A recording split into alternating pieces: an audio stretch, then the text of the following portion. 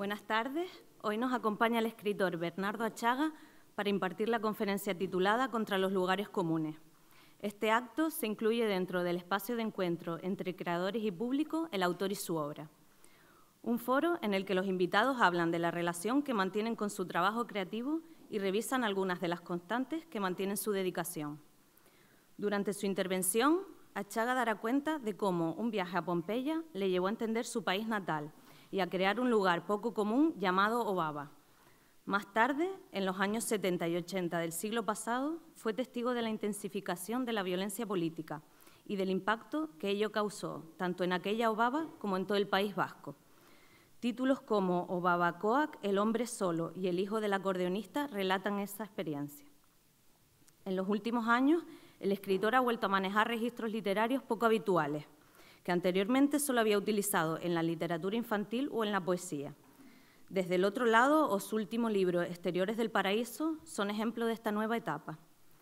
Bernardo Achaga, seudónimo de José Irazu, es Premio Nacional de las Letras Españolas 2019 y Premio Liber en 2021, ambos otorgados por su trayectoria literaria y su contribución a la proyección internacional de las lenguas vasca y castellana. Su obra puede leerse en 35 idiomas y ha sido llevada al cine hasta en 4 ocasiones. La Fundación César Manrique agradece a nuestro invitado que esté hoy con nosotros en Lanzarote y a ustedes su asistencia a este acto.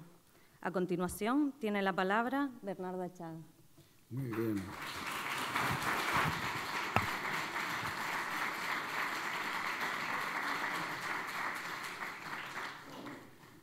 Muy bien, pues buenas tardes. Buenas tardes a todos.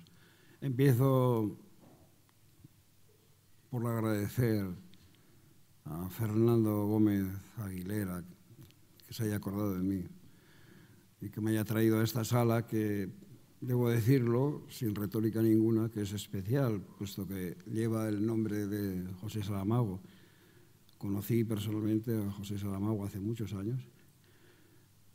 A partir de la publicación de un libro mío en Portugal, y debo decir que para mí era una persona completamente desconocida.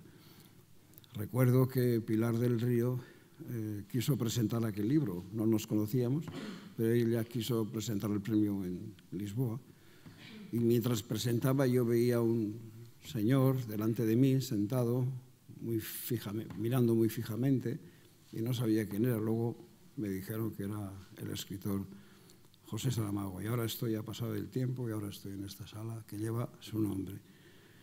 Y estoy para hacer lo que en teoría, en principio, es lo más fácil del mundo, que es hablar de lo que uno ha sido y de lo que uno ha hecho.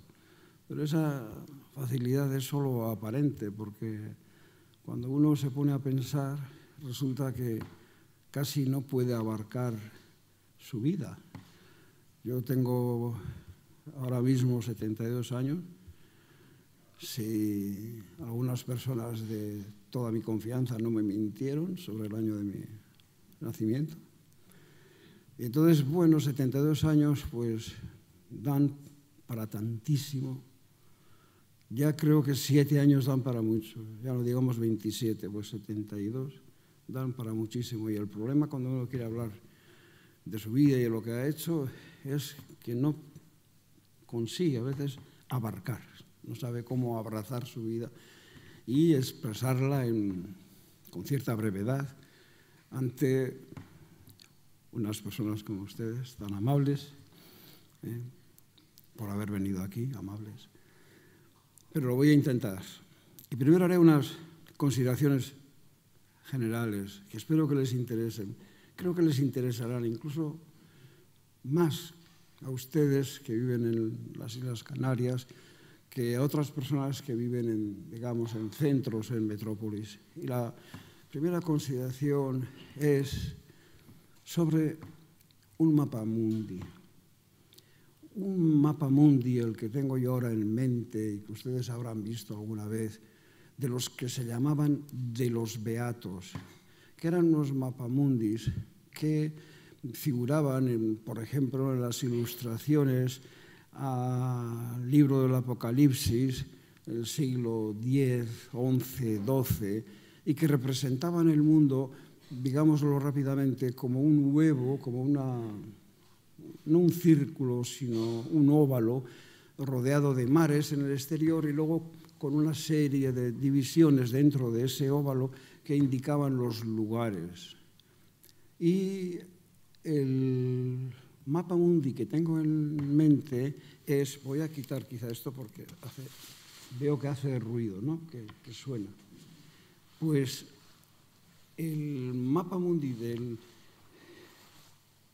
Beato de Liébana es particular y me ha interesado siempre mucho porque, curiosamente, o sin curiosamente, no sé por qué he dicho curiosamente, porque es lo más normal del mundo, en su centro está Jerusalén. El centro del mundo, de todo el mundo, el mapa mundi, está Jerusalén. Y en los aledaños están Nazaret y Belén, indicados con letras bastante grandes. Y Egipto está un poco lejos, Roma más cerca, pero luego, claro, Japón, con otro nombre, pero lo que es Japón aparece allí en una esquina. No figura en esa esquina lo que en muchos mapamundis, que es a partir de aquí solo hay monstruos, ¿no? Pero bueno, como se lo dijera, ¿no? Por supuesto no aparece América. Y luego, también curiosamente, si lo dijera en Cataluña, a lo mejor les gustaría mucho, resulta que una provincia española como Tarragona es más grande en el mapa que Francia casi, ¿no? Con lo cual indica, y ahora voy a ello, este mapa, aparte de ser una curiosidad o una belleza, es un mapa de una gran belleza, como una obra de arte, vamos, pero aparte de eso es un mapa muy interesante porque es del valor. Lo que vemos en este mapa es los valores que los diferentes sitios tenían para el beato. De modo que, claro, es muy normal que Jerusalén esté en su centro, porque el libro, el relato que el beato tiene en mente, que es el de la Biblia, para ese relato el lugar central es Jerusalén. Y Belén también es un lugar central. Tengo la sensación de que hago ruido, ¿no? No importa. Belén también es un lugar central porque allí nació el protagonista, el héroe de ese relato que figura en la Biblia, ¿no? Tiberíades es un lago que figura también en ese centro del mundo. Claro, si nos ponemos a pensar qué es lo que ha llevado a Jerusalén a ser centro del mundo, pues en principio ese relato que digo, el de la Biblia, y luego una organización, llamémosle Iglesia, que ha difundido ese relato por todo el mundo. Y gracias a esa organización y a ese relato, Jerusalén ocupa el centro del mundo. Rápidamente digo que otros lugares, muchísimos, no figuran, no tienen valor según ese mapa, porque no han tenido ni relato ni organización que los haya difundido, ¿no? Si pensamos en Belén, ¿qué sería Belén sin el relato? Un villorrio. No aparecería en ningún mapa, en ningún sitio. En cambio, el nacimiento del héroe en ese pequeño pueblo hace que ahora Belén sea uno de los nombres, digamos, probablemente más comunes en nuestro mundo, ¿no?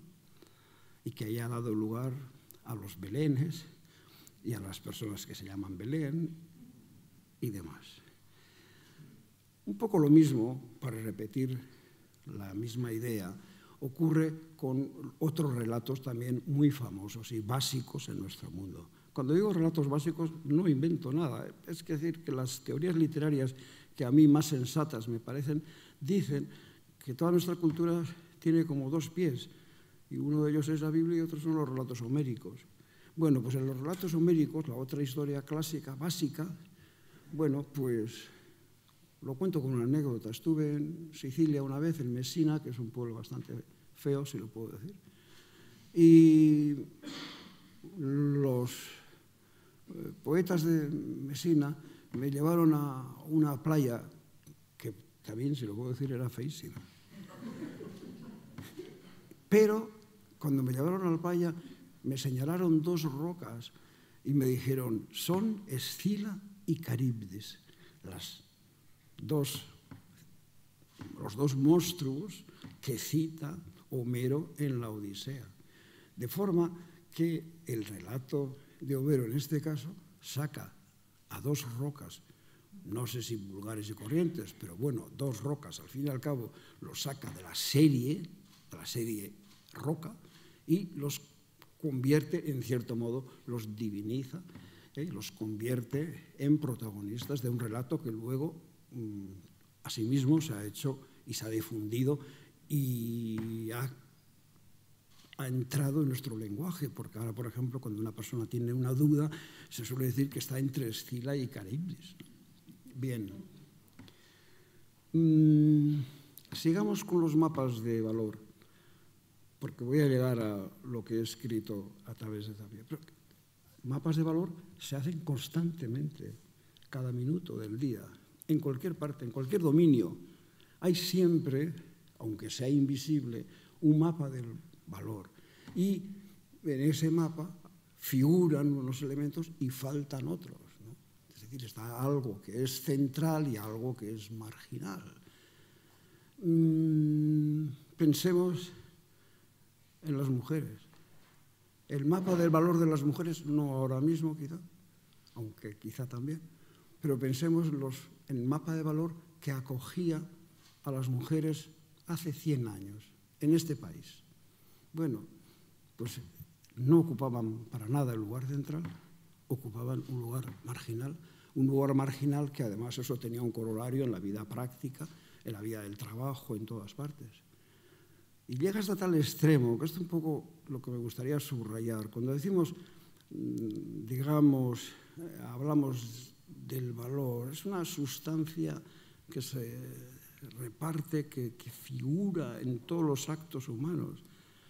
¿Cuál fue mi sorpresa hace unos años cuando, por no sé qué razón, empecé a mirar cómo eran los toques de campana en un determinado lugar del País Vasco por algo que quería escribir, que no acabé de escribir, pero que quería escribir? Y cuando miré los toques de campana, resulta que cuando moría un hombre había, pongamos, 12 toques, 12, no sé cómo se llamará, bueno, 12 toques, ¿me entienden ustedes? 12 golpes de campana.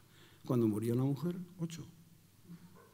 De modo que el duelo era menor cuando moría una mujer. Me sorprendió muchísimo, pero es un indicador de cómo esa sustancia que llamamos valor influye en todos los elementos, todos los ítems, diríamos, de lo que llamamos realidad. Bueno,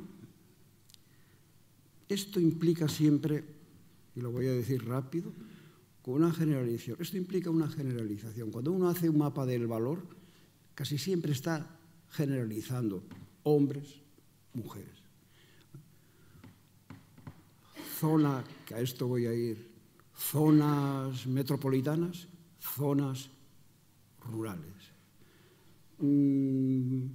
Colectivos, personas, sociedades de una parte, de una región, personalidades, sociedades de otra región. Hay siempre una generalización. Y debo decir, antes de entrar en la parte crítica, debo decir que esto es completamente normal. Es decir, si estuviéramos obligados a hablar con total precisión continuamente, es que no habría tiempo. Empezaríamos a explicar una cosa y no acabaríamos, porque las precisiones llevan mucho tiempo. Entonces, bueno, en general, estas ideas generales, los lugares comunes, también ayudan a ahorrar tiempo y a veces no tienen ninguna mala intención, que esto es lo que quiero subrayar. Por ejemplo, no sé qué generalización se hace sobre los canarios, pero seguro que se hace. O sobre los de la isla de La Gomera, seguro que se hace, ¿no? Se hace, por ejemplo, ya yo voy, por ejemplo, sobre los bilbaínos, ¿no? Y entonces, ya que he hablado de lo que he hablado, tengo que decir que hay un chiste que dice que entra un bilbaíno en una tienda y pide, por favor, un mapa mundi de Bilbao. Bueno, esto responde evidentemente a esta especie, esta leyenda de que los bilbaínos en general están encantados de ser bilbaínos y son fanfarrones y, bueno, y piden eso, un mapa mundi de Bilbao, ¿no? Pero no tiene mayor malicia.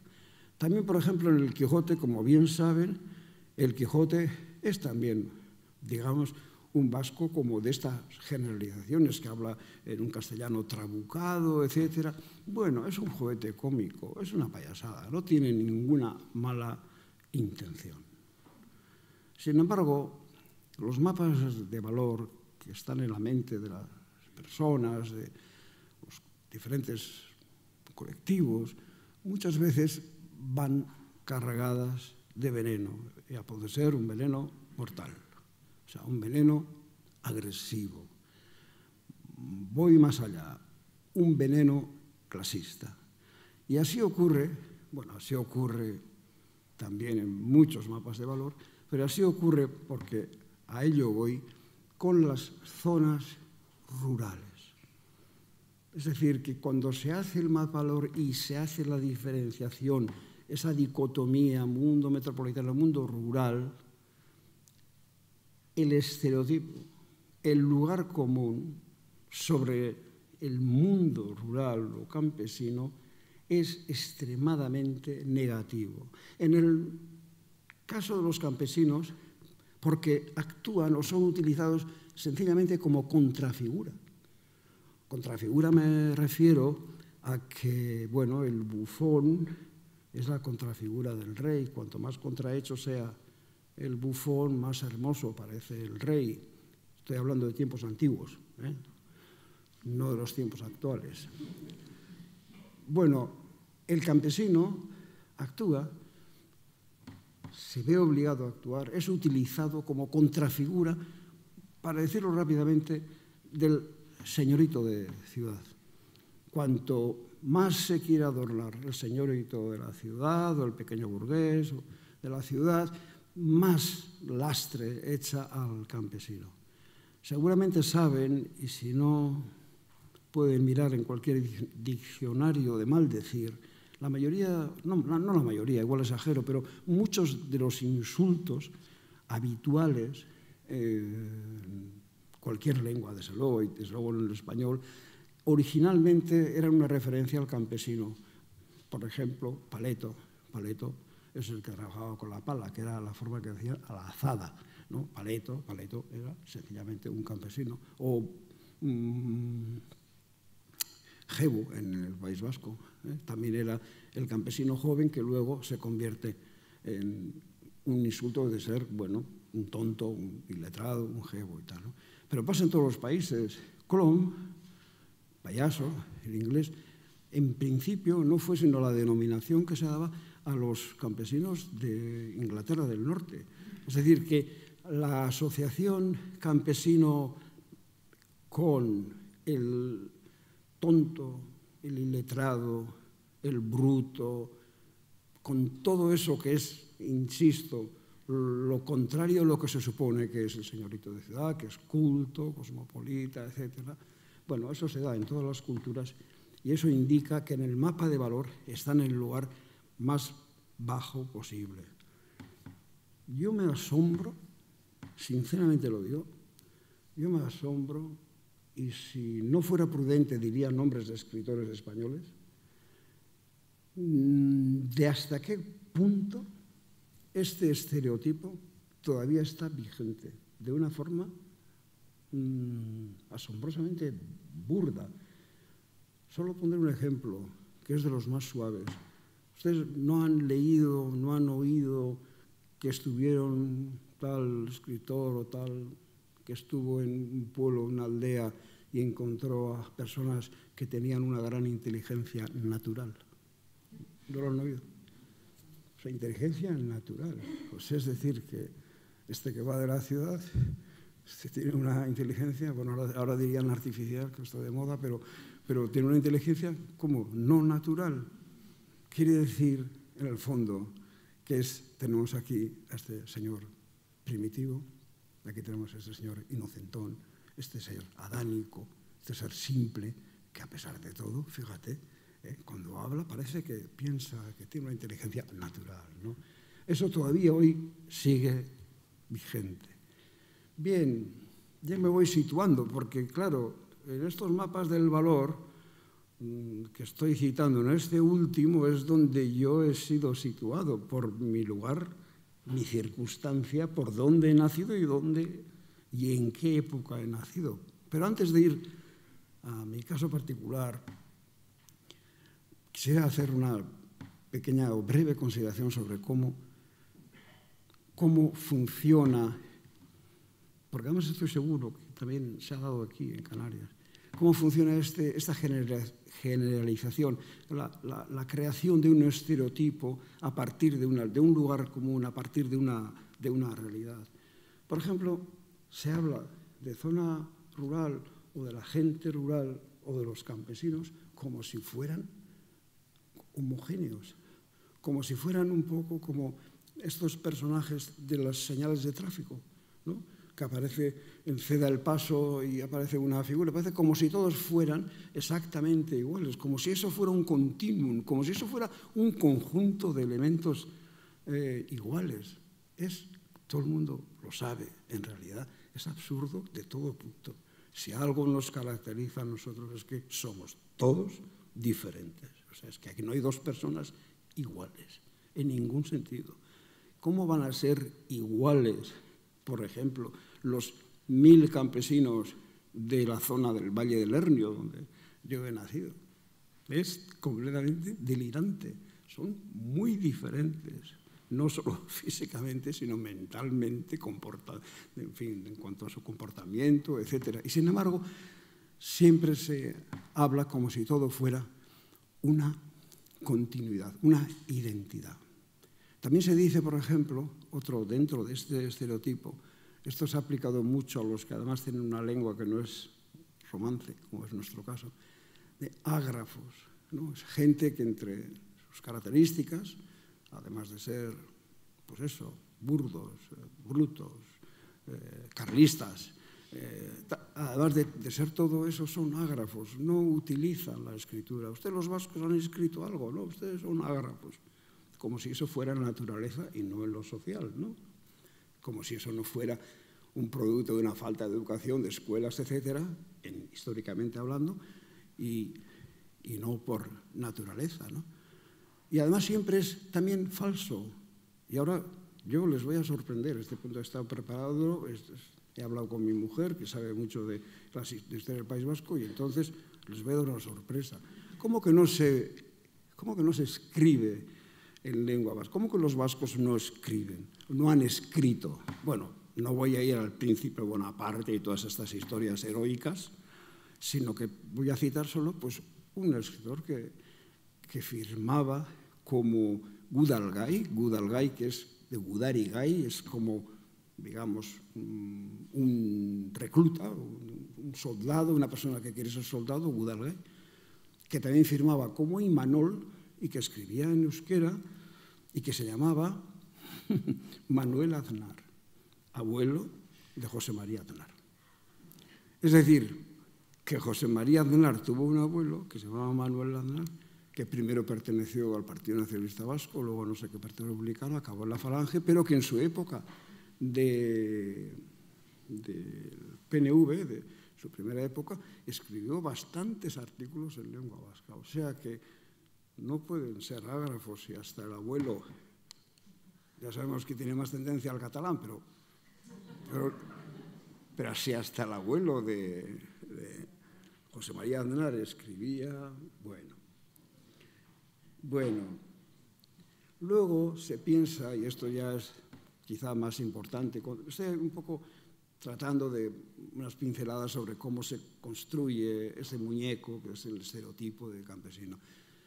Se piensa, curiosamente, en el mundo a partir de los mapas, no del mapa mundi del Líbano ni otros mapamundis del Barro, se piensa a partir de los mapas físicos o geopolíticos o los mapas de la administración. O sea, se ven los países, se ven los continentes, el mapa físico, y se piensa que eso es lo que caracteriza, que al hablar de las diferentes sociedades, ese es el modelo que hay que guiarse para entenderlo. Es absolutamente falso, porque si hiciéramos un mapa cultural, es decir, ¿cuánta cultura compartimos? ¿Qué cultura comparten? El mapa sería completamente diferente. De lo que estoy seguro, no sé, en este momento no tengo suficiente cultura para saber cómo sería China, Japón, etcétera, que probablemente en este mapa cultural que digo serían, digamos, una parte del mundo entera, pero desde luego toda la parte que llamamos Europa, con Rusia, Latinoamérica, Norteamérica, es decir, con todo eso sería una unidad, tendría el mismo sustrato, como dice Gramsci, la misma sustancia, claro, la misma sustancia con sus variantes, y enseguida voy a aclarar este misterio porque es facilísimo. Y como al hablar casi a veces uno se toma un descanso y cuento, antes he contado un chiste, ahora no voy a contar un chiste, pero voy a contar un caso que pudo haber sido un chiste, que viene a cuento, Y es que, estando yo una vez con un amigo estudiante, bueno, los dos éramos estudiantes, fuimos de viaje a Roma y estábamos sentados en la escalinata de la Plaza de España. Entonces mi amigo miró hacia una casa que estaba enfrente y me dijo: "Joder, no sabía que los de Astiaso tuvierais tanto poder". Y le dije: "Pues, ¿por qué lo dices?". Dice: "Porque esa casa de ahí enfrente, que es la Embajada de Vaticano, lleva el mismo escudo que Astiaso". Y efectivamente, miré y dije: efectivamente, es el escudo de Astiaso. Claro, el escudo de Astiaso es la tiara pontificia, las llaves de San Pedro y demás elementos del Papa. Entonces, ¿cuál es la bandera de Astiaso? Pues la misma que el Vaticano, es amarilla y blanca. Bueno, no hay que... He puesto un caso real, cierto, pero ustedes lo pueden extender todo lo que quieran. Claro, nosotros, Europa, en todos los rincones, porque hubo un relato y hubo una organización que fue hasta el último rincón del mundo occidental. Bueno, todos, el lecho, la sustancia que nos ha alimentado culturalmente es el cristianismo, de forma que no se puede hablar de ningún lugar separado. Es una tontería. Puede haber, claro, naturalmente, diferentes ritmos o llegadas. Yo, literariamente, todo el mundo se ha dado cuenta de que Las Mil y una Noches llegó a Europa, una traducción francesa de Galland, me parece, y esa traducción de Las Mil y una Noches cambió la literatura que se estaba escribiendo en Europa, sobre todo cambió la literatura infantil, la literatura que se escribía para niños. Y es evidente que primero llega a Francia y luego pasa, yo qué sé, no sé a dónde pasó, pero a Italia, de Italia a España, etcétera. Bueno, entonces quiero decir, no es siempre al mismo ritmo, pero todo el mundo acaba siendo uno. Hay una unidad fundamental en el mundo, no hay nada que exista separadamente. Y dirán, ¿y el cristianismo únicamente? Pues voy a la otra base que he explicado antes, la base, por decirlo así, la sustancia homérica. La sustancia homérica está en todas partes, está en todas partes. Ya no quiero filosofar porque además no podría, pero la sustancia homérica está, por ejemplo, en todos los cuentos, muchos cuentos tradicionales en todas las lenguas. La historia de Polifemo, por ejemplo, que está, Ulises, ¿se acuerdan? La cueva, Polifemo, que lo ciega, etcétera. Toda esa historia de Polifemo está en muchísimos Seguramente en Canarias habrá algún cuento popular que tenga que ver con esa misma historia. En el País Vasco, esa historia se llama la de historia de Tártalo. Polifemo, en la versión popular vasca, se llama Tártalo. Y así como, si se acuerdan, cuando Polifemo es cegado y entonces sus compañeros, los cíclopes, le preguntan, ¿pero quién ha sido? ¿Quién ha sido? Como Ulises era muy listo, le dice, nadie, ¿no? Entonces dice, nadie, nadie, nadie. Entonces, claro, ¿a qué viene que protestes? Bueno, eso se ha traducido a todas las lenguas. En vasco era un poco difícil porque por un tipo de construcción sintáctica, pero se dice iñorres. ¿Quién ha sido? Iñorres. Zein izan da, iñorres. O sea, nadie. Bueno, quiero decir que entonces este estereotipo que se construye de estas y más formas que diré y acabaré. Bueno, estos elementos, no hay separación, no hay, o sea, es una unidad todo, no hay ningún sitio ágrafo, etcétera, etcétera. Bueno, una última consideración. Esto lo digo un poco con cierta duda porque es, por decirlo así, un Mediterráneo que he descubierto hace poco, ¿no? Hay cosas que uno lleva pensando mucho tiempo sin saber que las está pensando y un día es como un precipitado y se da cuenta.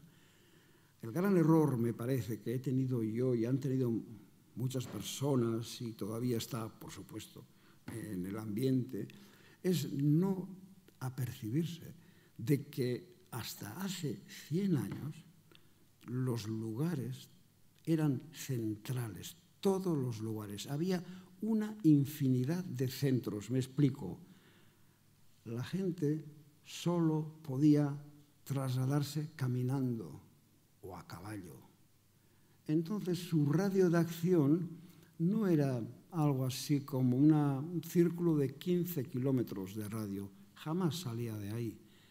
Entonces ese lugar, ese círculo adquiere una centralidad. Todo lo que hace falta para vivir, desde lo metafísico hasta lo físico, todo lo que se puede, se concentra en ese universo de 15 kilómetros de radio, en ese círculo, ¿no? 2πr, calcule, no me acuerdo cuánto es, pero está dentro de ese círculo. Si no, ¿por qué habría tantas iglesias en todos los pueblos, en todas las aldeas? Porque era un lugar central para la comunidad que vivía en ese lugar, en ese territorio.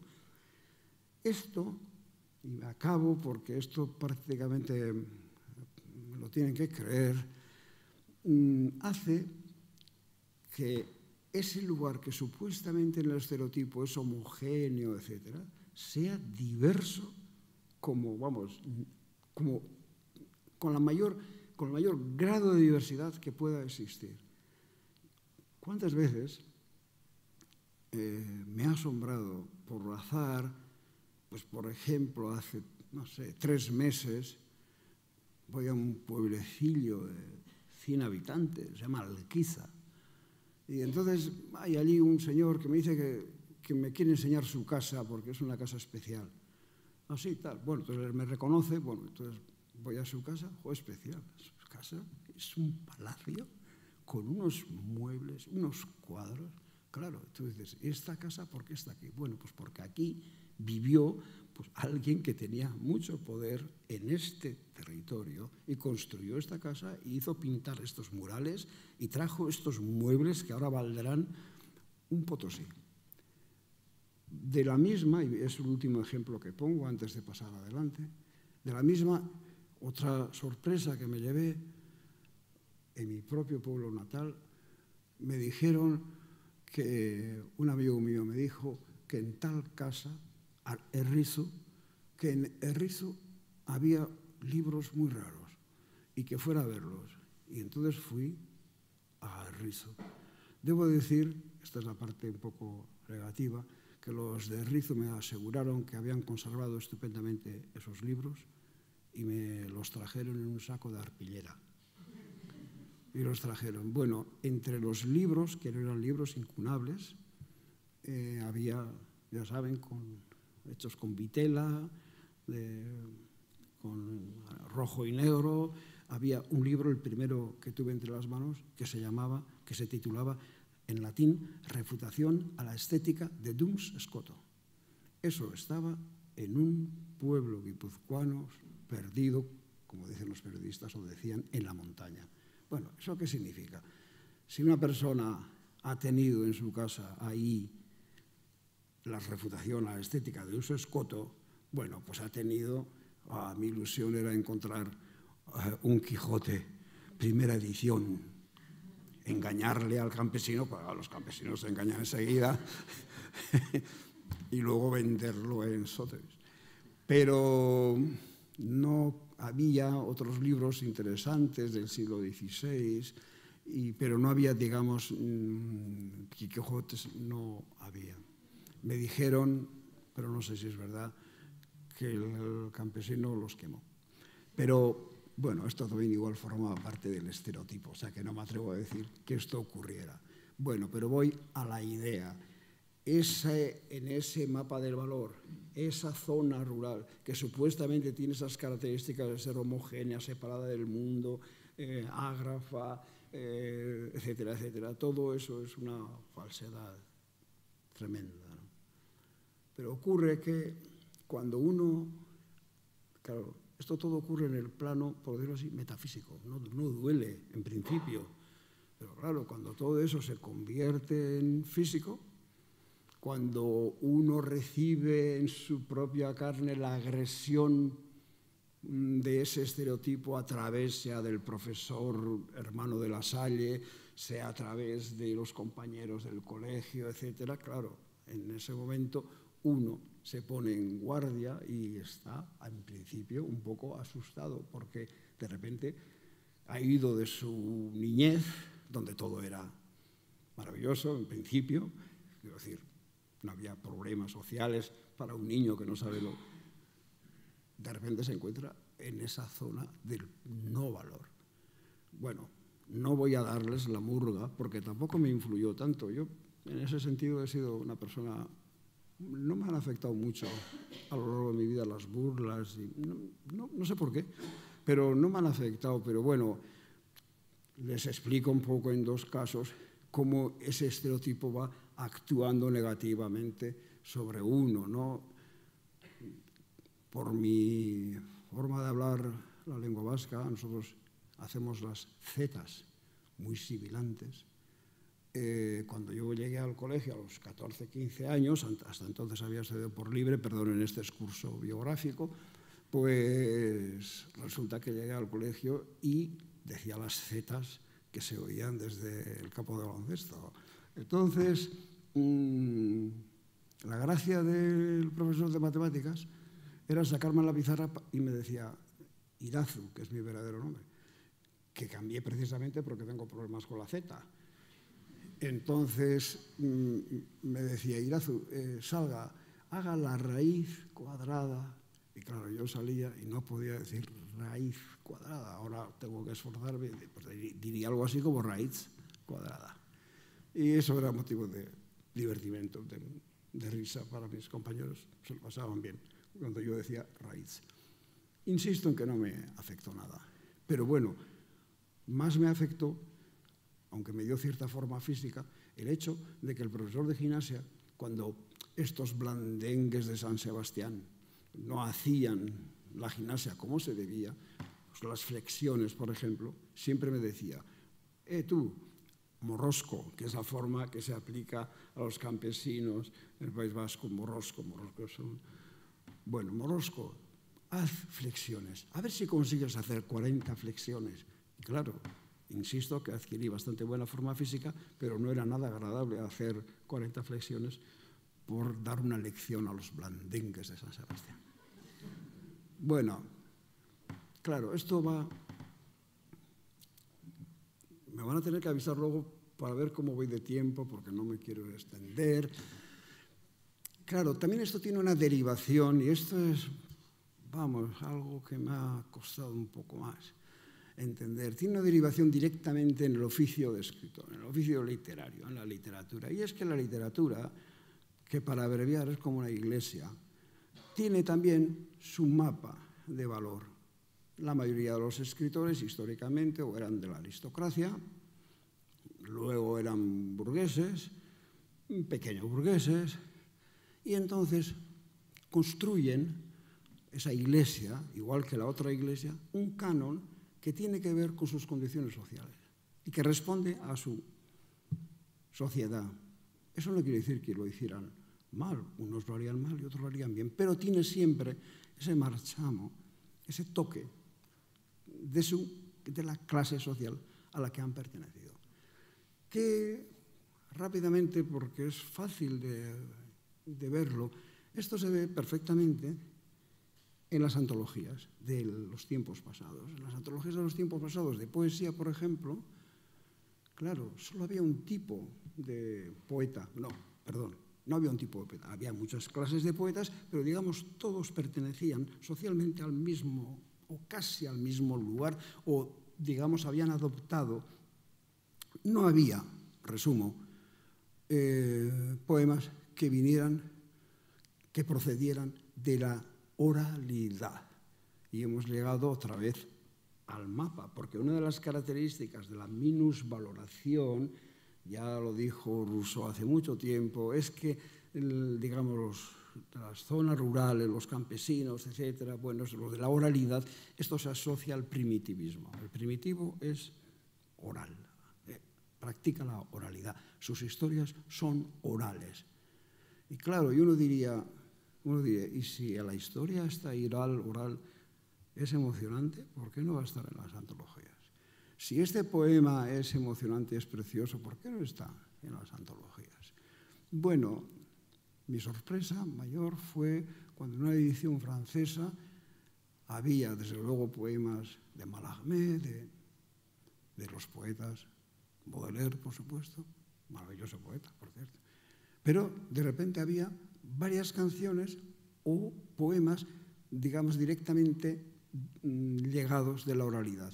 Y había un poema, una canción en realidad, que era lo que se llama une chanson à hisseur, que es la canción de los marineros cuando izan las velas, cuando izaban las velas, que les llevaba mucho tiempo, y para ayudarse en ese trabajo, pues cantaban una canción que se llama Nous irons à Valparaíso.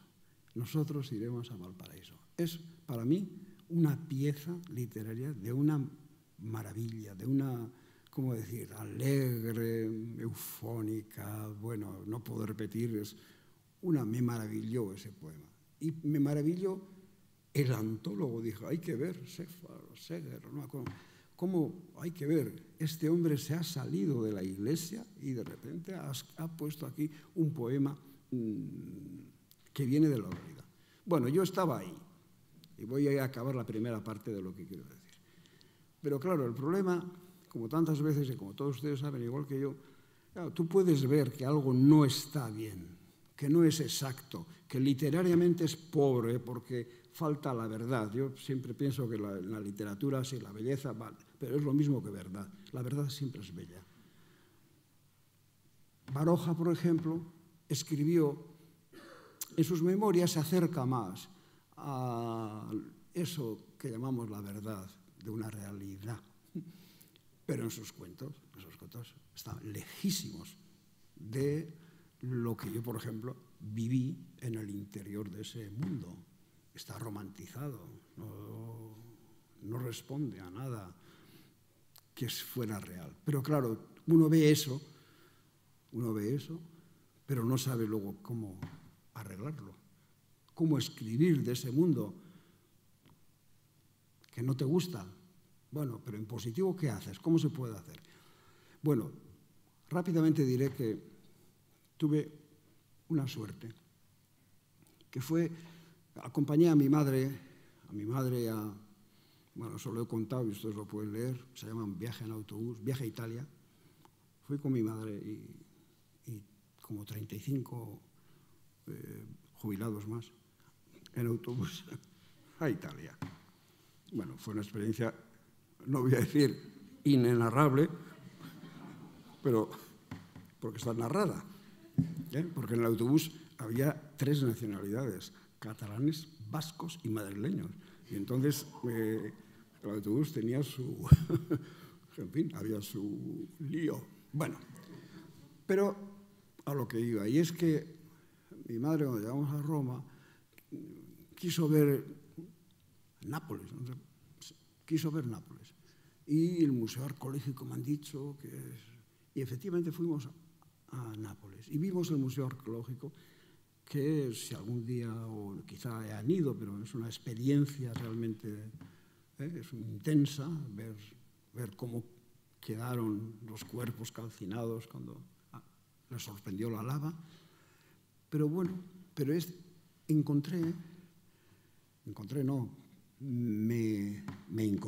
no lo encontré yo, sino me encontré con un mosaico donde unas niñas jugaban, supongo que aquí también se dice así, a las tabas. Y entonces me dije, a lo mejor no en ese momento, pero sí en el viaje, mientras los jubilados cantaban acelere, acelere, señor conductor, pues fui pensando, claro, dije, las tabas, Pompeya, 2000 años o más, y resulta que yo en mi pueblo natal he visto a mis primas jugando a las tabas, exactamente igual. Entonces, me pareció que ahí había una llave, una clave para entender la realidad que yo estaba viviendo, que había vivido sobre todo en la niñez. Porque, claro, resulta que en lo que a ese juego, a lo que respecta a ese juego, el tiempo no ha mellado, no ha roto el hilo que une Pompeya con, en este caso, Astiasu, que puede ser cualquier pueblo de Canarias, no ha roto, o sea, se ha mantenido en el tiempo ese hilo. Claro, luego, siguiendo con los cuentos infantiles, pero ya bastante más tarde, encontré un cuadro de Bruegel del siglo XVI en el que se titula Los juegos de los niños, y esos juegos de los niños son 100 juegos aparecen en ese, y es asombroso. Hay niños que están jugando a canicas, otros están jugando a la pídola, creo que se llama, o sea, es decir, todos los juegos que hemos conocido y muchos más están en ese cuadro. Entonces pensé, bueno, pues resulta que para los juegos infantiles el mundo ahí no ha habido cambio y rápido. Entonces me dije, claro, si escribo sobre esa realidad no puede haber Freud de ninguna manera, no puede haber psicología, no puede haber un campesino, un paisano que diga hoy tengo un día esquizofrénico, no puede ser, porque es previo.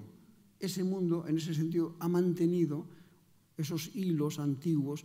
Entonces cabe que hable de fantasmas, cabe que hable de animales, de personas que se convierten en animal, cabe ese tipo de, digamos, de creencia, pero lo que no cabe es ni el lenguaje psicológico, o de la psicología, mejor dicho, de la psiquiatría, y desde luego no cabe el lenguaje político.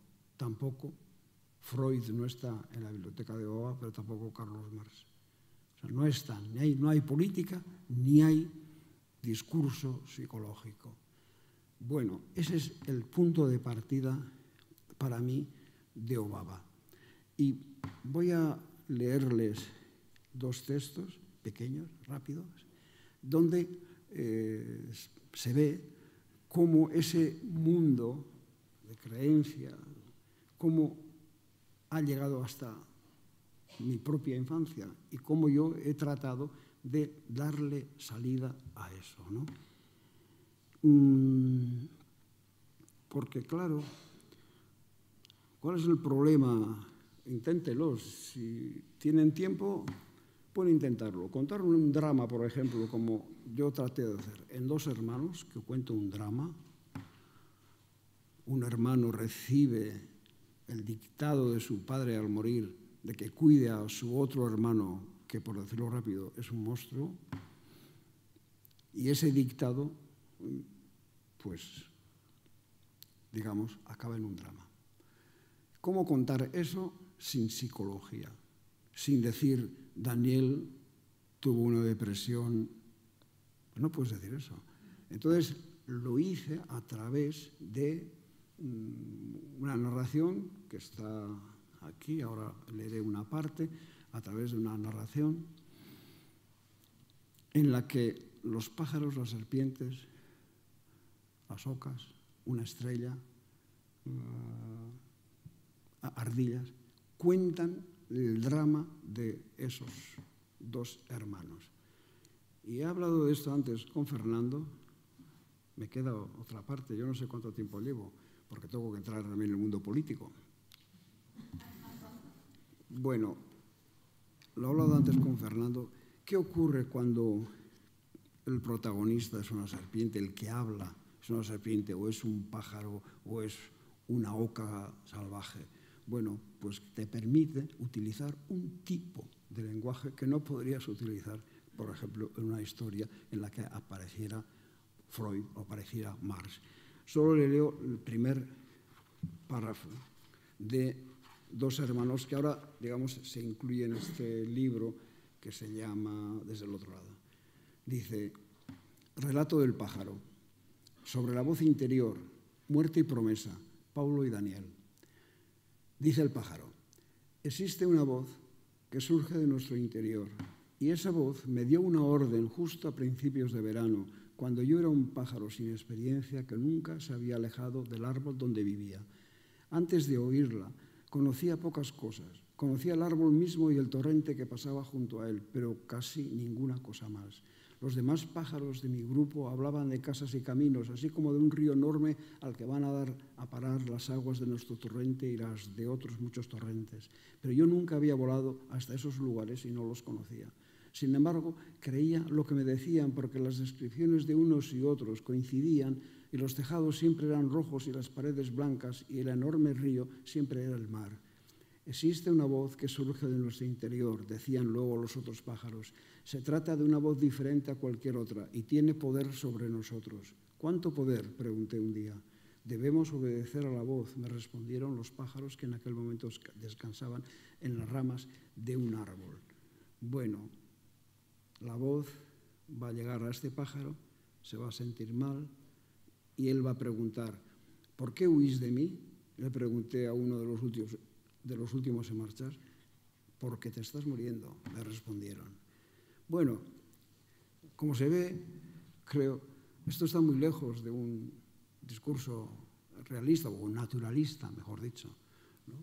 Esto habla de una manera que no es la manera, insisto, naturalista de hablar.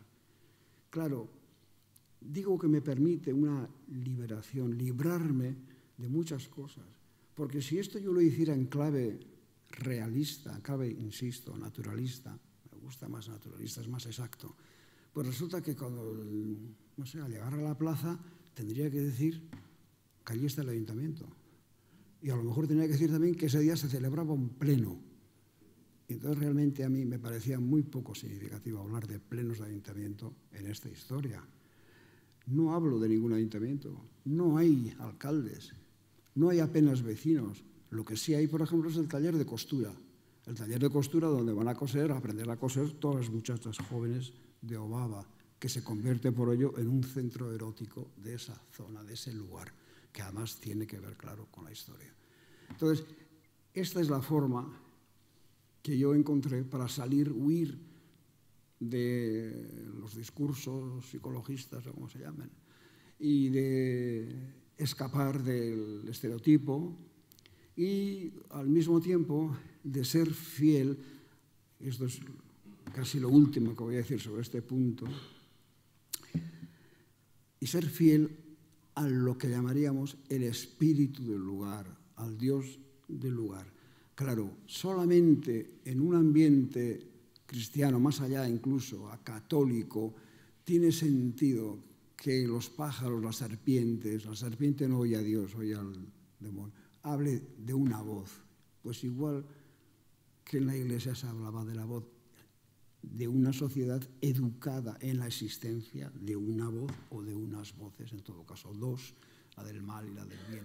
Entonces, es construir un relato con los elementos de ese lugar, que sea lógico, ¿no?, con respecto a ese lugar, y que al mismo tiempo escape de esos otros lugares.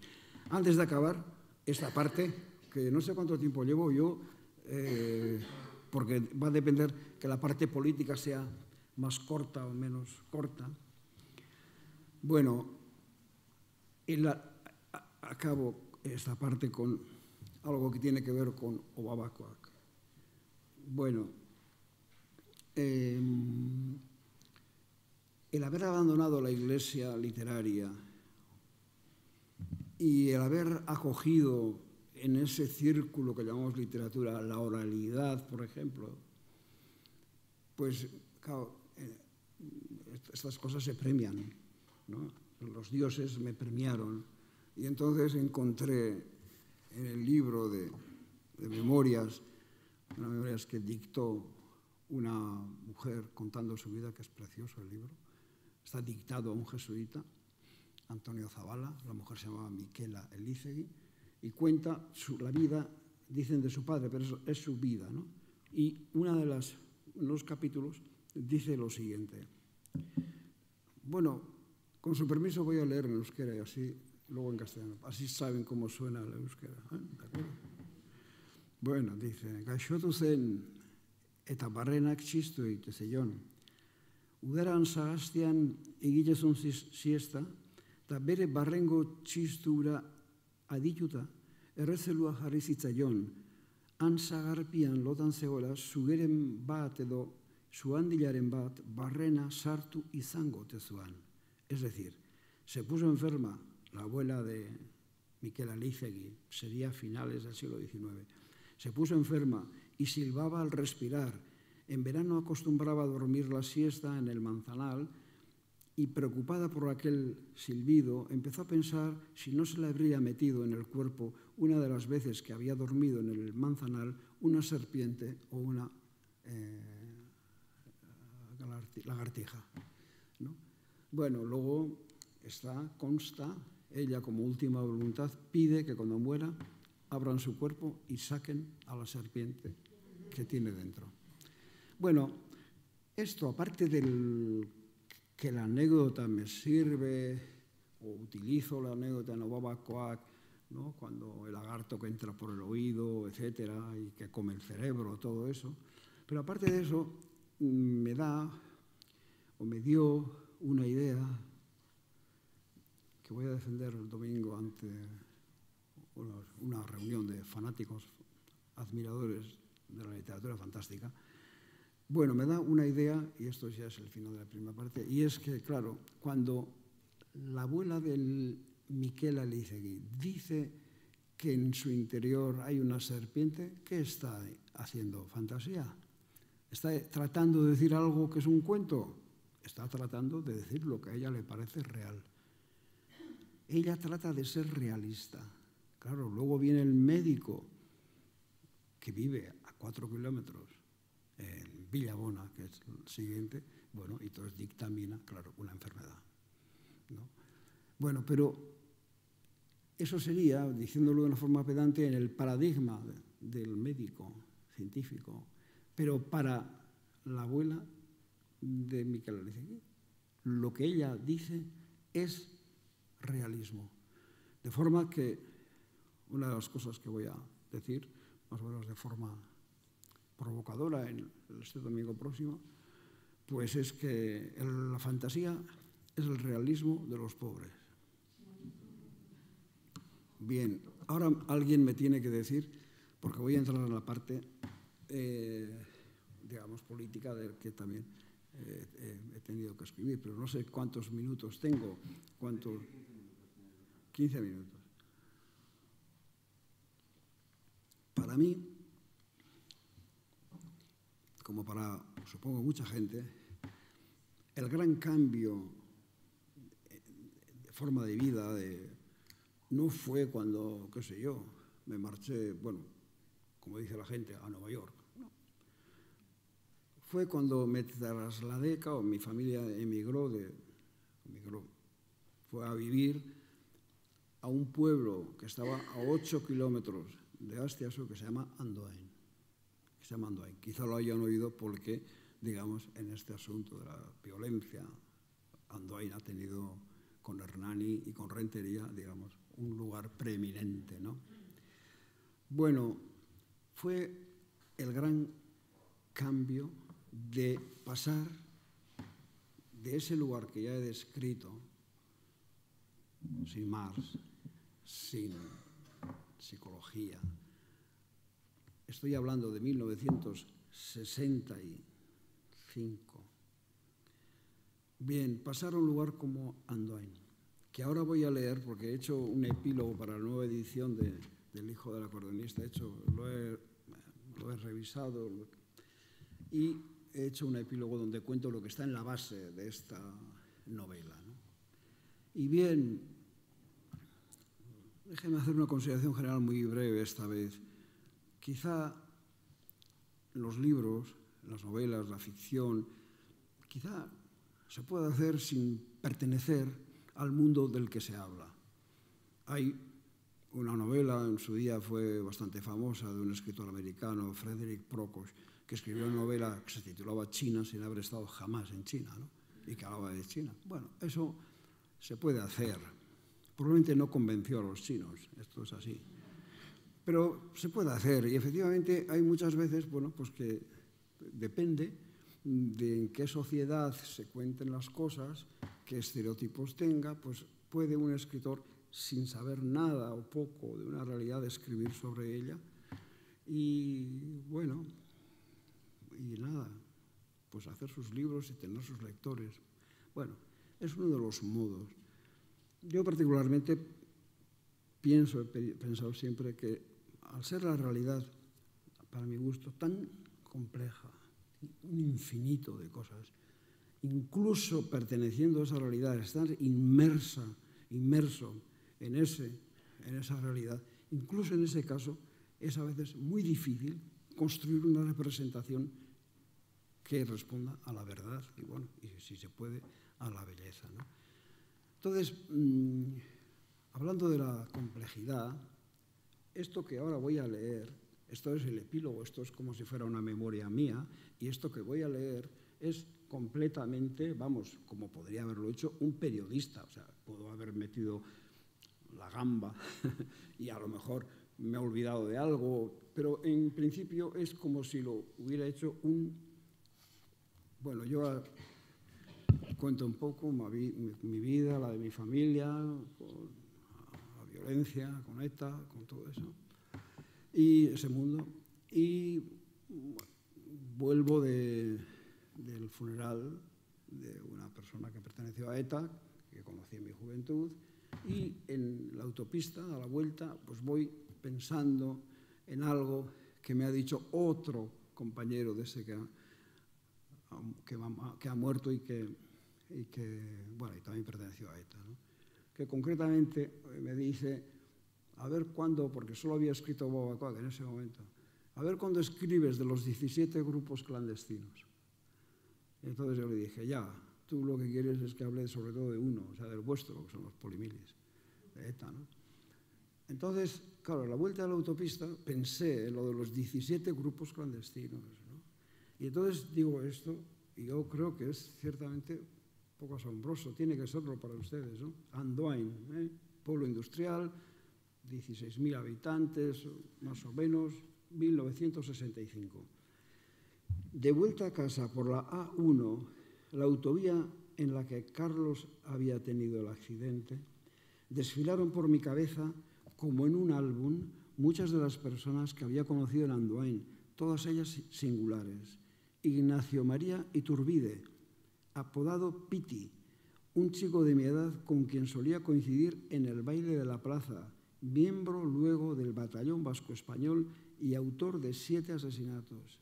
Portaburu, mi pareja en los campeonatos de pelota de Guipúzcoa, que figuraba en la lista de objetivos que le encontraron a Piti y pudo haber sido su 8ª víctima. Eduardo Moreno Vergareche, Pertur, en aquella época ideólogo principal de ETA, que un día apareció por casa y a quien yo, por cómo iba camuflado, confundí en un primer momento con un testigo de Jehová. José Luis López de la Calle, un hombre cordial con el que charlaba en el tren o en el autobús de Andoain a San Sebastián, miembro entonces del Partido Comunista, asesinado por ETA en 2012. Julio B., que asistió a las clases que con el léxico de economía de la CEPAL en la mano impartía en la Escuela Social de Andoain en verano de 1972 y quien fue torturado por la Guardia Civil con todos los vecinos de alrededor del cuartel arrimados a las ventanas y oyendo sus gritos. Ramón U., ahora lo puedo decir porque, bueno, por la circunstancia, Ramón Urrutia, que nos pasaba propaganda del GARI, Grupos de Acción Revolucionaria Internacionalista. Joseba Arregui, futuro consejero de Cultura del Gobierno vasco, que un día me vio en una cafetería leyendo la novela Arando en el mar, de Robert Wilder, y se congratuló de ello. Arando en el mar. No hay mejor metáfora de la esterilidad de la acción revolucionaria. César Lazcano, que por un mal azar fue detenido en una redada y acusado de repartir propaganda de ETA, hecho que a la postre, por la retirada del pasaporte, le impidió viajar a París a especializarse en óptica. Y Silla, el Callado, un hombre muy pulcro y educado que, según supe después, pertenecía al Frente Obrero de ETA. Un día, yendo yo por San Sebastián, precisamente con César Lazcano, se nos acercó y nos informó de la decisión que había tomado la organización tras la muerte a tiros de Eustaquio Mendizábal. Mantendremos la calma, no vamos a empezar a poner bombas a lo loco. Acabo enseguida. El repaso de lo vivido en Andoain durante los años de mi juventud abarcó aquellos nombres, pero también las circunstancias y los detalles de cada caso. Bueno, voy a ahorrar los detalles y tal. Muchos más detalles, muchas más cosas. En uno de estos 1000 detalles, o había otros 1000, la memoria, digo, es una esfera inmensa, no un apéndice, no una facultad aparte, como el olfato o la vista, y nosotros habitamos dentro de ella como la gota de agua en una nube, ¿no? O sea, nosotros vivimos dentro de la memoria. Bueno, he leído este pasaje porque yo supongo que será sorprendente, ¿no?, para mucha gente. Es decir, se habla y siempre se habla, ETA, y bueno, pero es que también estaban los del GARI, estaba el Batallón Vasco Español y estaban todos ahí, ¿eh? O sea, es decir, que Piti, César, yo mismo, todos íbamos al mismo baile, estábamos ahí. Con lo cual, cuando uno entra en esa realidad, bueno, pues realmente es difícil llevar la verdad de esa situación, extremadamente difícil. Por cierto, con unos detalles que aquí lo he puesto, pero no he leído, es que, por ejemplo, cuando Piti y Iturbide, claro, yo soy Irazu y Iturbide, estábamos juntos en muchos sitios. Bueno, entonces, cuando dijeron que era miembro del Batallón Vasco Español, que la Guardia Civil, que cuál, que en fin, los apoyaba, etcétera, todo eso, y decían que mataba a los que eran políticamente contrarios, completamente falso, completamente falso. Mataba este hombre, no sabemos por qué, a personas que tenían cierta discapacidad. Esto era lo que hacían. O sea, probablemente pensaban que también eran de ETA, yo no lo sé, pero en realidad mataban a gente que tenía una cierta discapacidad o que eran un poco simples de mente o lo que fuera. Bueno, pues todos esos detalles hacen que cuando uno se ponga a escribir, bueno, pues al menos partes con la experiencia. Publiqué, yo creo, el primer libro en el 90 y pocos, ¿no? El del hombre solo, hace ya, es tremendo esto de los años, hace ya, ¿cuántos años hace? Pues en el 93 publiqué El hombre solo en euskera y el año siguiente salió en castellano. Bueno, yo podría hablar de este asunto mucho más, pero en principio el único, digamos, ¿cómo decir? No mensaje, pero o sea, lo único que, un poco serio que quiero decir es que, hablando de en contra de los lugares comunes, para mí la misma intención que me llevó a escribir Obabacoaco, Dos hermanos, es decir, contra el lugar común, el estereotipo que condenaba a ese lugar a un rincón del mapa del valor, pues la misma idea tuve cuando escribí sobre la violencia en el País Vasco, que debo decirlo es un tema abismal, con lo cual me alegro mucho de haber salido de él después de 3 novelas. Y bien, Después, una vez liberado de Obaba, liberado de Andoain y de los asuntos, pues ya ahora escribo en general cosas pues más libres, más frikis, más... En este libro, por ejemplo, pues hay un cuento que se llama Conferencias sobre la vida y la muerte en el cementerio de Obaba Huarte, porque ha crecido y ahora se llama Obaba Huarte. Entonces, en este cuento final, pues resulta que dos espectros dan una conferencia en el cementerio, ¿no? Que dicen al principio del cuento que como se ha hecho, o sea, se ha agrandado, ha aumentado de tamaño, ahora es un buen lugar para celebrar eventos y tal. Y entonces los dos espectros se pasan todo el cuento hablando a favor de la muerte y ridiculizando la vida, que, como ellos dicen, tiene nombres ridículos, como Vi, ¿no? Bueno, escribo ese tipo de textos, un poco fuera de iglesias, de temáticas, de tal, bueno. Entonces, normalmente ahora todos mis libros, cuando se califican por ahí, se suele decir un libro inusual de Bernardo Atxaga. Pero bueno, me hace mucho más feliz porque en principio me río más y me parece bien. Bueno, no sé qué más decirles. El último libro que he publicado, igual para acabar literariamente, pues igual leo un poema, pero un poema... Bueno, que no, antes en la presentación se ha dicho, y estoy de acuerdo, por ejemplo, también la Iglesia Literaria, y esto, bueno, lo ha dicho Michael Ende, también ha marginado a la literatura infantil, que casi se ha convertido como en un elemento de una ONG que protege la literatura infantil y tal. Bueno, yo decidí que sería uno de los registros que emplearía incluso a la hora de hacer literatura para gente que no tiene ya 8 años o 9 años, y prueba de ello pues son diferentes textos, pero voy a leerles uno que efectivamente pues sí, es completamente infantil. Se llama, y con esto acabo, se llama Palabras del búho. El búho tiene 1000 palabras en el pico, 10.000 en la cabeza. Si ve gente alrededor, a ellos se dirige rápido y sin rubor. Praxis, dice, anáfora, paradigma, anacoluto, anatema, apotegma, pleonasmo. La gente asiente, vale, búho, vale, solo hay un problema que no te ha entendido nadie. No puedes hablar con más claridad, estamos confusos. ¿Qué es pleonasmo, anáfora, paradigma, praxis, anatema, apotegma? Y sobre todo, ¿qué es anacoluto? Señor búho, por favor, no se ponga de mal humor, no tuerza el pico, de ese modo iremos a casa y consultaremos en el diccionario, aprenderemos qué es pleonasmo, qué es praxis, anáfora, paradigma, anatema, apotegma y sobre todo qué es anacoluto. Bueno.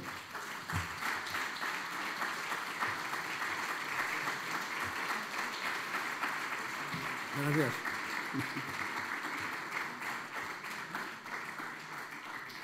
Gracias. Bueno, pues ya está.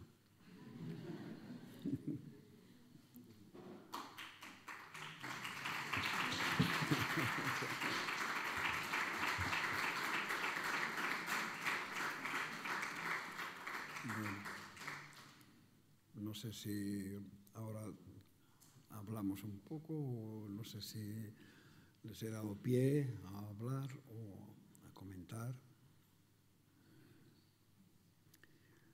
Cuando he hablado, por ejemplo, cuando no crean que hago, no es ningún secreto lo que yo estoy diciendo, por ejemplo, sobre la violencia. Cualquier persona que haya vivido y que haya pensado en lo de la violencia sabe, ¿cómo decir?, la cantidad, o sea, el drama, cuántos lados tiene ese drama.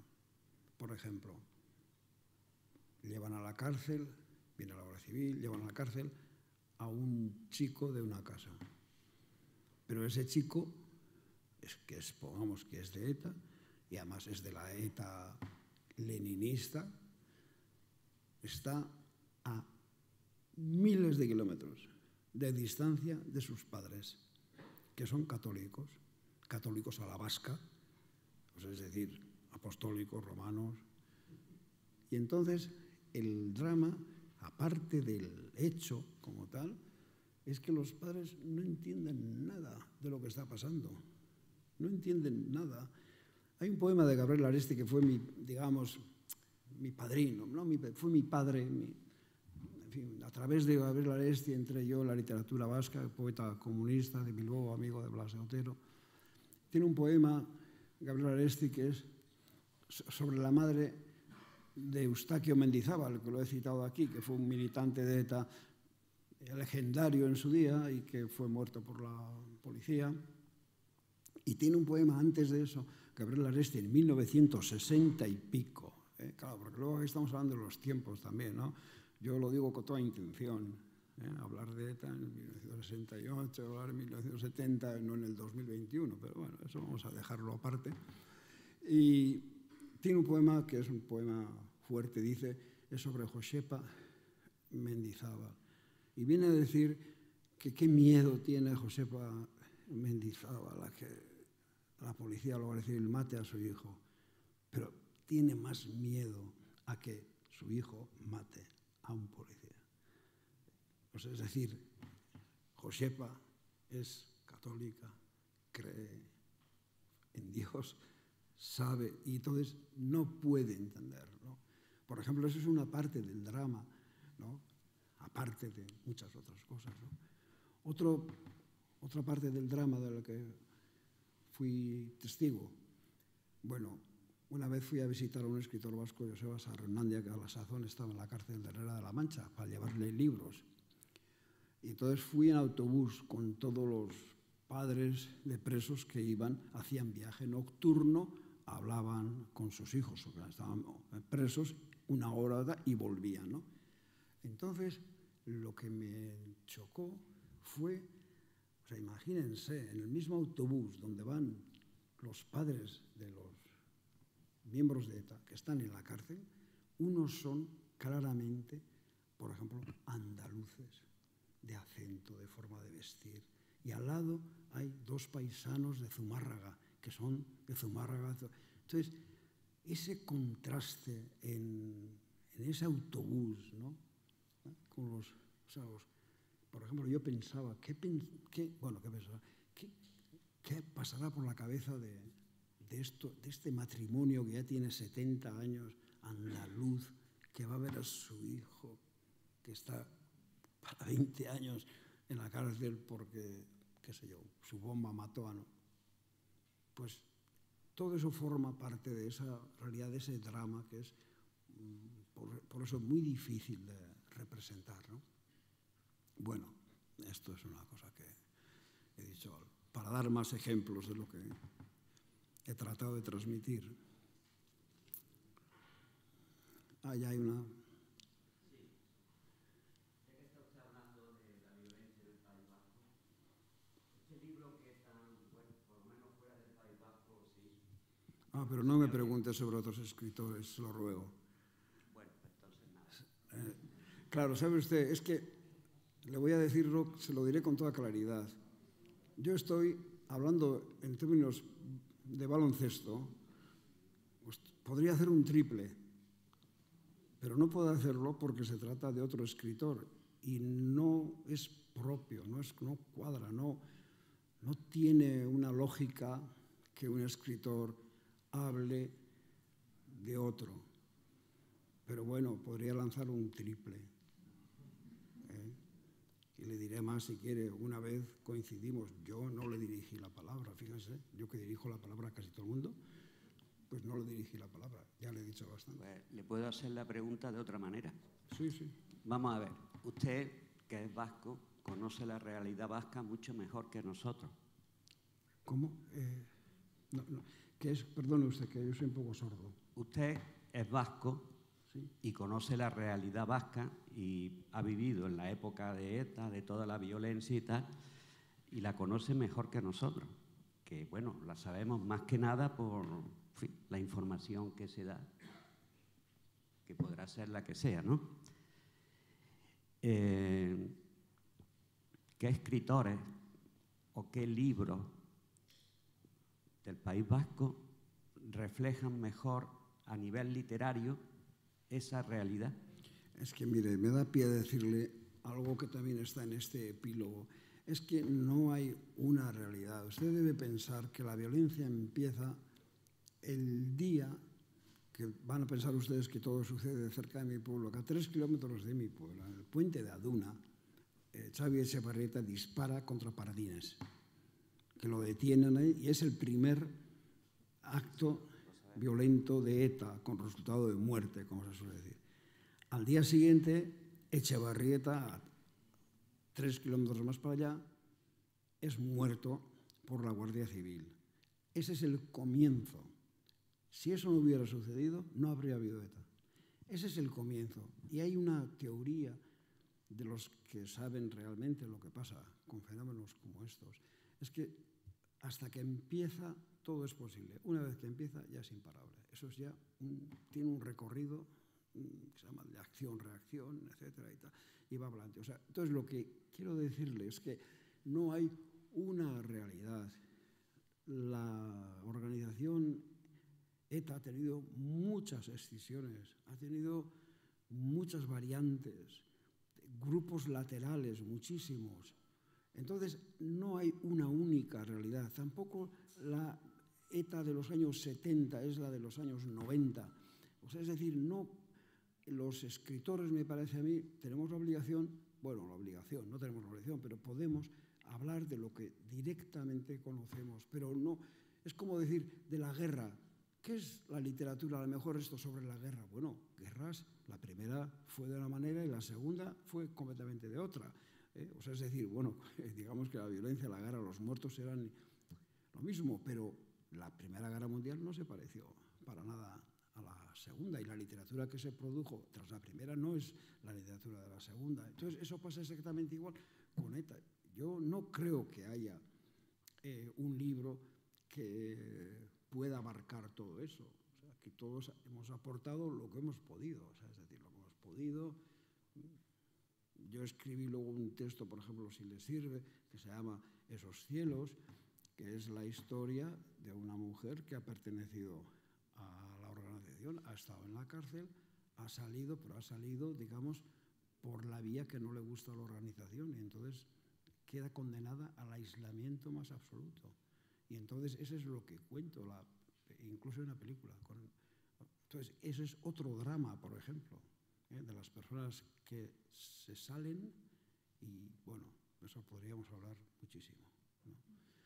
Y es que no sé qué más decirles sobre esto, que o sea, hay muchos libros. El libro más interesante para mí que ha salido sobre este asunto no está traducido al castellano y no ha tenido ningún eco, porque luego es eso. Luego, los libros, los textos que dicen verdades sobre los problemas no tienen predicamento, ¿eh? Eso es como, mire usted, en otro orden y a otro, lo que le ha pasado a Julian Assange, ¿no? Dijo la verdad, ¿no? Pues lo va a pagar con su vida, parece ser, ¿no? Entonces, el libro que tengo en mente, pues está escrito por una persona que estuvo 16 años en la cárcel y que salió aprovechando la vía Nanclares y quedó condenado al aislamiento. Y entonces, lo que él cuenta de la cárcel y de su aislamiento, que lo hace con un tono completamente neutro, es tremendo. Hay una escena, por ejemplo, y acabo, pero para un poco expresarle cuánto hay de, no sé cómo llamarlo, de tripa en todo este asunto. Por ejemplo, hay una escena en que él vuelve, después de 16 años en la cárcel, vuelve a Rentería y tiene una cita con usted sabe que hay madrinas y esto, ¿no? Con la mujer que ha sido su madrina, con la que le escribía a la cárcel y con la que ha tenido una relación postal durante, como en la guerra, igual. Entonces, la escena en la que él se encuentra con la madrina, claro, la madrina pertenece al otro mundo, al que él acaba de dejar, y cuando van a hablar al monte para ver cómo se arreglan, bueno, esa escena es antológica. Es una dureza, vamos, es una dureza porque es que no son capaces de decirse nada. Entonces, bueno, eso también forma. Pero ese libro, por ejemplo, ha pasado, yo lo aconsejé en un periódico y no, ha pasado completamente desapercibido. No le interesa a casi nadie ese libro. Y sin embargo, es el libro más veraz, me parece, de cuantos se ha publicado últimamente. No me acuerdo ahora cómo se llama, Gorroño, no. Ay, se me ha ido la cabeza. Se llama como Gorroño, pero se me ha ido la cabeza. Bueno, es una cuestión abismal, le digo yo. Yo me alegro mucho de darme... Digo, ya está, fuera.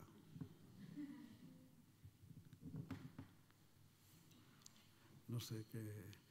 Bueno, les diré para acabar ahora sobre el mundo rural, una cosa para que no acabemos con la parte esta oscura de la literatura.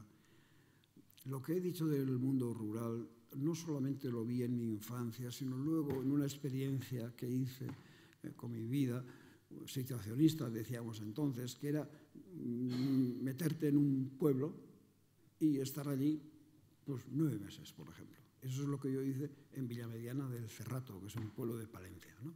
Cogí un día por teléfono, vi que había, en el diario palentino, vi que había una casa libre y que había habido un fraile exclaustrado de la Trapa, había vivido allí, y entonces alquilé sin saber a dónde iba. Entonces entré en Villamediana, en ese pueblo, y estuve 9 meses en ese mundo rural, ¿no? Y bueno, pues efectivamente cuando salí me pareció que había estado en un sitio de una variedad y de una cantidad de experiencias que me asombró. Y en Obabacoac puse, consta, bueno, está, una de las partes es 7 palabras en honor al pueblo de Villamediana, que es donde estuve esos meses. Y les quiero contar de cómo es la profundidad. Claro, va con el lenguaje, va con la tradición. Les diré que el segundo día, el primer día llovía tanto que no se podía salir, el segundo día escampó y entonces salí un poco a la calle, que era en realidad un camino. Y venían subiendo por la cuesta 3 ancianos de Villamediana. Se sorprendieron muchísimo al ver allí. Y el primero me preguntó, uy, ¿qué hace usted aquí? ¿Es usted forastero? Entonces le dije, sí, soy forastero. ¿Y qué hace? Y tal. Entonces yo, claro, hay que siempre ir con en fin, con un escudo. Dije, yo soy periodista y vengo aquí a hacer un reportaje que tengo que escribir y tal. Porque claro, sin a ver cómo justificas que estás allí. Bueno, y entonces me dijo el otro anciano, dice, ha hecho usted muy bien en venir a Villamediana. Dice, porque aquí hay mucho. Entonces, la frase como tal sonaba, porque claro, imagínense un pueblo castellano en 1980 o algo así, bueno, o sea, gris, bueno, marrón, en fin, adobe, o sea, es decir, una iglesia así, tal, pero eso, ¿no? Y entonces, aquí hay muchos. Y entonces le dije, pues así, ¿y qué hay? Y me dijo, aquí, una estatua de Trajano. No me diga, ecuestre.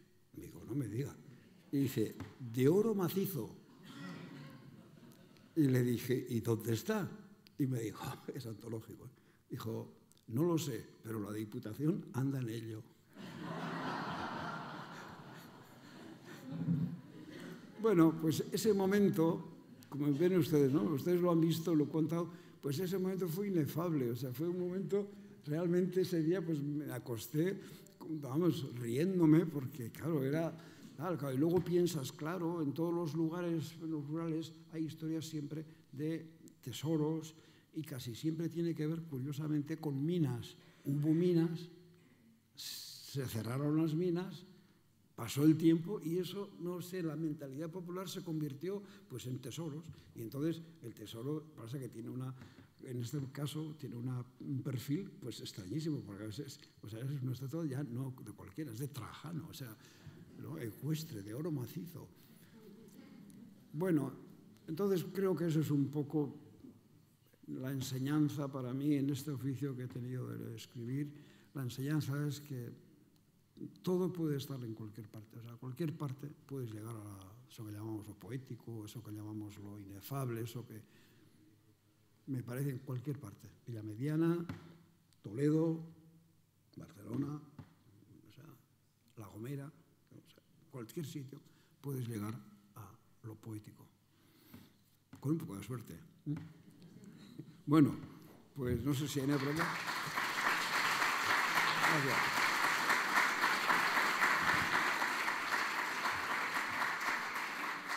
Gracias.